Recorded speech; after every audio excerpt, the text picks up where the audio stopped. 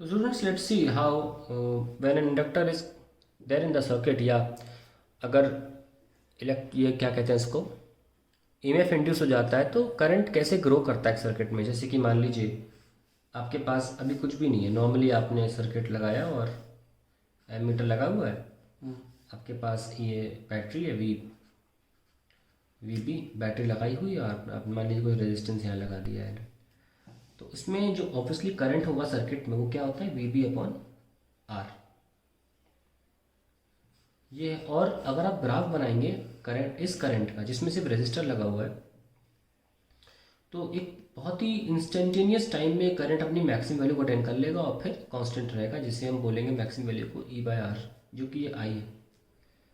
लेकिन अगर हम सर्किट में ऐसा कुछ करें कि मान लीजिए तार घुमा के ऐसे कर दिए अगर, है ना, और रेजिस्टेंस लगी अपनी जगह, तो उससे क्या होगा, ये मान लीजिए आपने करंट ऐसे भेज रहे थे तो तार में करंट जो आगे कैसा है, एंटी क्लॉकवाइज, तो मैग्नेटिक फील्ड बाहर की तरफ होगी ना ऐसे, क्योंकि ये नॉर्थ एंड हो जाएगा और ये साउथ एंड हो जाएगा। इस मैग्नेटिक फील्ड की वजह से बाहर की तरफ जो है फील्ड, अब जब करंट आपने ऐसे भेजा, इससे फील्ड बाहर की तरफ आने लग गई, तो लेंजेस लॉ ये कहता है कि क्योंकि बाहर की तरफ फील्ड इंक्रीज हो रही है उतने टाइम के लिए जब तक कि आपका करंट अपनी मैक्सिमम वैल्यू को अटेन नहीं कर लेता।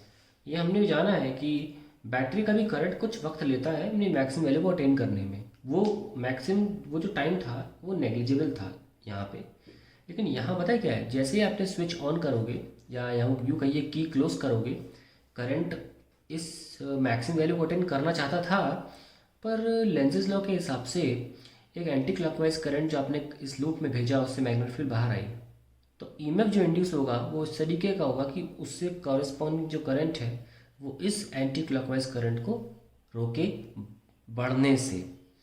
कौन सी वैल्यू, जीरो से इस वैल्यू तक बढ़ने से रोके। तो जो इंड्यूस्ड करंट है आई इंड्यूस्ड, वो क्लॉकवाइज पैदा शुरू हो जाएगा। मैं गोल से इसको अलग कर देता हूँ, तो फिर थोड़ा सा वक्त लगेगा इसको अपनी मैक्सिमम वैल्यू को अटेन करने में, क्योंकि यहाँ पे एक रुकावटी करंट आ गया है, यानी कि एक अपोजिंग करंट पैदा हो गया है। किसमें, इंडक्टर। कैसा करंट पैदा हो गया, अपोजिंग करंट। तो वो इस जीरो टू आई को जो बहुत कम टाइम लग रहा था अपनी वैल्यू अटेन करने में, अब थोड़ा सा ज़्यादा टाइम लगेगा। इस तरीके से होगा ऐसे, ठीक है।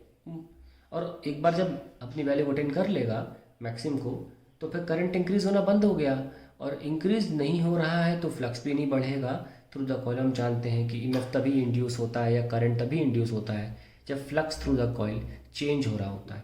तो एक बार अपनी वैल्यू अटेन कर लेगा, उसके बाद कोई प्रॉब्लम नहीं है।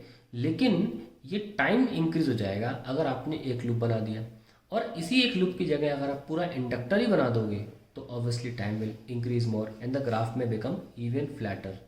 सो ये time will increase with the number of turns, and hence the opposition also increases towards the source current. This is the source current Is, and this is the induced current which is opposing the source to increase from 0 to I, to increase from 0 to the maximum value, because we have facing an opposition from the induced current which is always opposing the source current।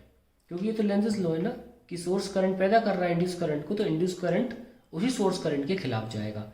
क्या था Lenz's law, the current will be induced in such a direction that it will oppose the cause producing it. Who is producing the induced current, this source current which is trying to become from 0 to maximum।